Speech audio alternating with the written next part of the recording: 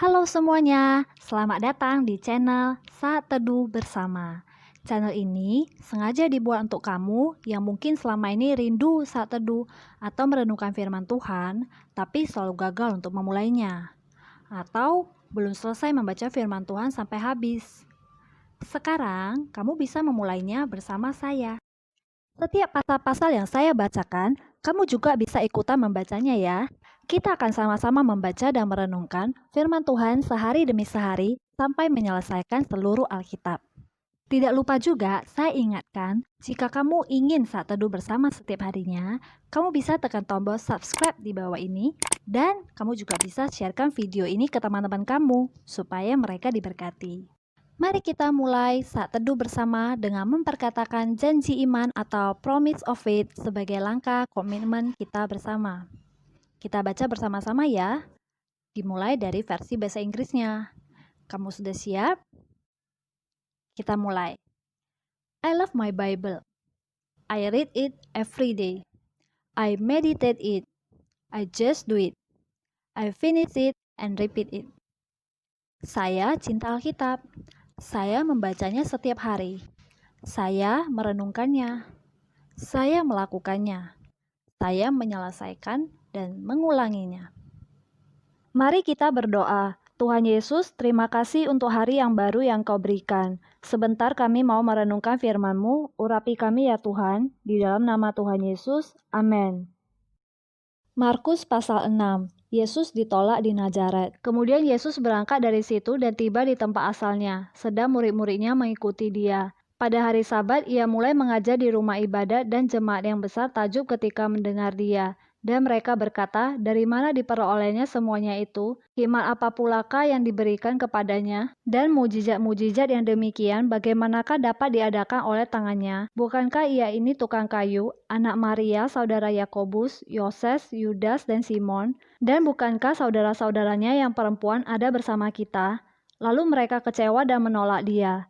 Maka Yesus berkata kepada mereka, seorang nabi dihormati di mana-mana kecuali di tempat asalnya sendiri, di antara kaum keluarganya dan di rumahnya. Ia tidak dapat mengadakan satu mujizat pun di sana, kecuali menyembuhkan beberapa orang sakit dengan meletakkan tangannya atas mereka. Ia merasa heran atas ketidakpercayaan mereka. Yesus mengutus ke-12 rasul. Lalu Yesus berjalan keliling dari desa ke desa sambil mengajar. Ia memanggil ke-12 muridnya itu dan mengutus mereka berdua-dua. Ia memberi mereka kuasa atas roh-roh jahat. Dan ia berpesan kepada mereka supaya jangan membawa apa-apa dalam perjalanan mereka, kecuali tongkat. Roti pun jangan, bekal pun jangan, uang dalam ikat pinggang pun jangan. Boleh memakai alas kaki, tetapi jangan memakai dua baju. Katanya selanjutnya kepada mereka, kalau di suatu tempat kamu sudah diterima dalam suatu rumah, tinggallah di situ sampai kamu berangkat dari tempat itu. Dan kalau ada suatu tempat yang tidak mau menerima kamu, dan kalau mereka tidak mau mendengarkan kamu, keluarlah dari situ dan kebaskanlah debu yang di kakimu, sebagai peringatan bagi mereka. Lalu pergilah mereka memberitakan bahwa orang harus bertobat, dan mereka mengusir banyak setan dan mengoles banyak orang sakit dengan minyak dan menyembuhkan mereka. Yohanes Pembaptis dibunuh. Raja Herodes juga mendengar tentang Yesus sebab namanya sudah terkenal dan orang mengatakan Yohanes Pembaptis sudah bangkit dari antara orang mati. Dan itulah sebabnya kuasa-kuasa itu bekerja di dalam dia. Yang lain mengatakan dia itu Elia. Yang lain lagi mengatakan dia itu seorang nabi sama seperti nabi-nabi yang dahulu. Waktu Herodes mendengar hal itu, ia berkata, bukan, dia itu Yohanes yang sudah kupenggal kepalanya dan yang bangkit lagi. Sebab memang Herodeslah yang menyuruh orang menangkap Yohanes dan membelenggunya di penjara berhubung dengan peristiwa Herodias, istri Filipus saudaranya, karena Herodes telah mengambilnya sebagai istri. Karena Yohanes pernah menegur Herodes, tidak halal engkau mengambil istri saudaramu. Karena itu Herodias menaruh dendam pada Yohanes dan bermaksud untuk membunuh dia, tetapi tidak dapat. Sebab Herodes segan akan Yohanes karena ia tahu bahwa Yohanes adalah orang yang benar dan suci. Jadi ia melindunginya.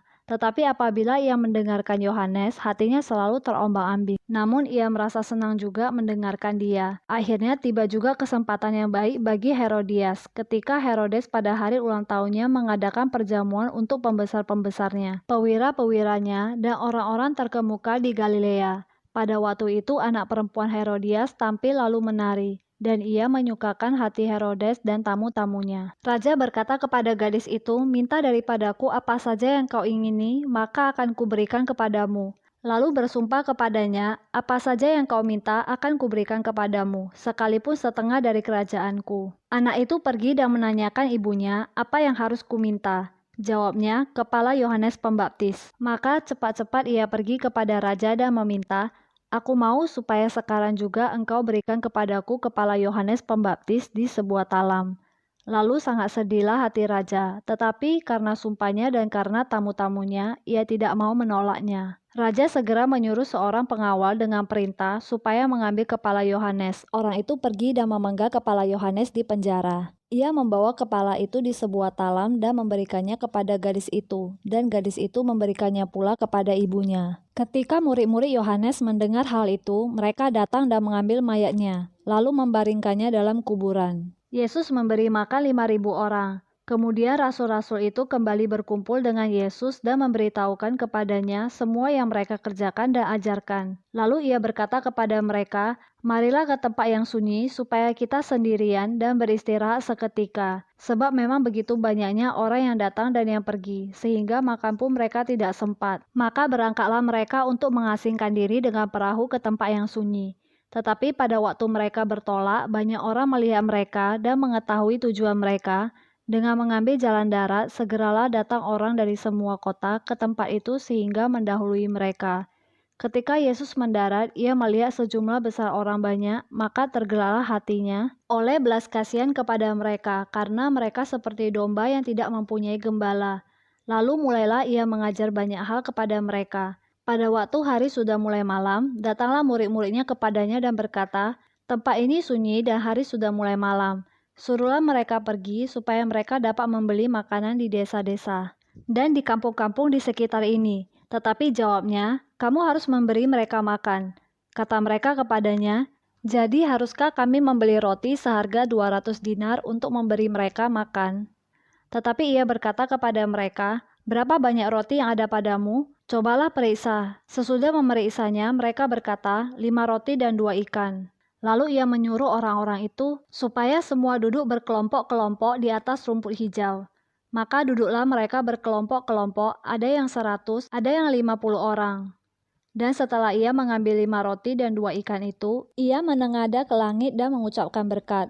Lalu memecah-mecahkan roti itu dan memberikannya kepada murid-muridnya, supaya dibagi-bagikan kepada orang-orang itu.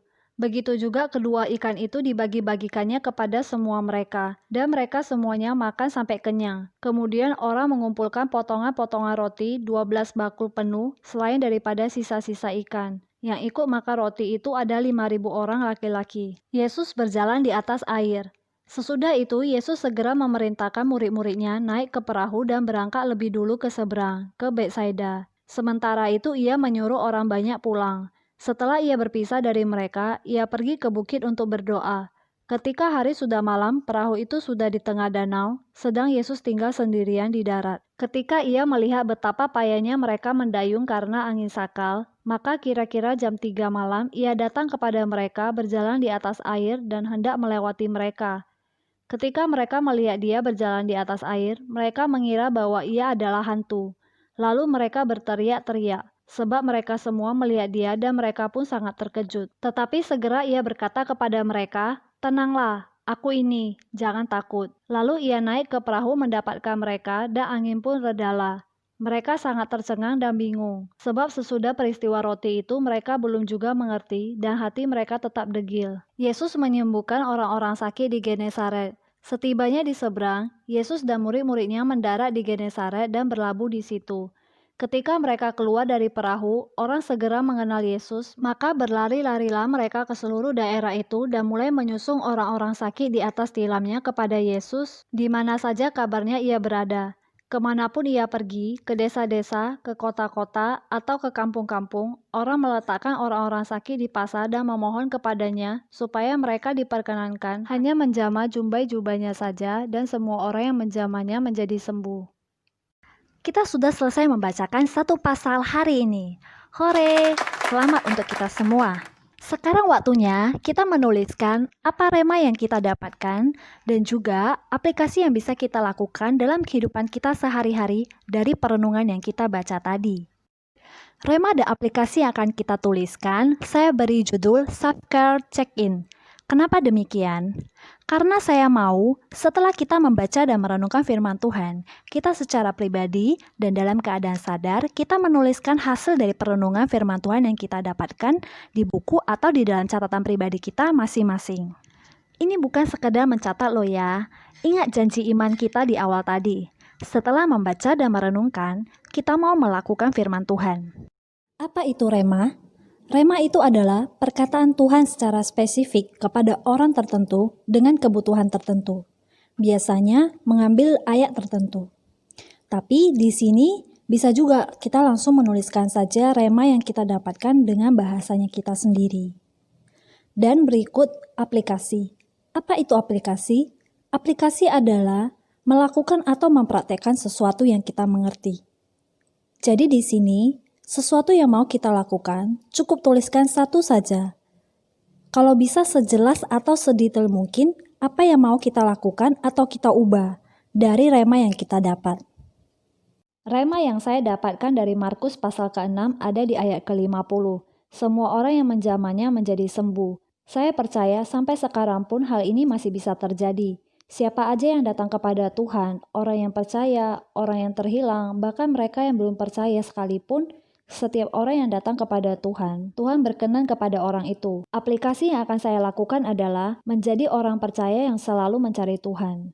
Apa nih rema dan aplikasi yang kamu dapatkan? Rema dan aplikasi dari kamu bisa tuliskan di dalam kolom komentar di bawah ini ya, agar saya dan teman-teman yang lain bisa diberkati. Mari kita akhiri pembacaan firman Tuhan hari ini dengan doa. Mari kita bersatu di dalam doa. Tuhan Yesus, kami sangat diberkati dengan firman-Mu hari ini. Benar Tuhan, firman-Mu lah terang bagi jalan-jalan kami. Tuntun kami sepanjang hari ini ya Bapa. Di dalam nama Tuhan Yesus, amin. Terima kasih. Sampai ketemu lagi. God bless.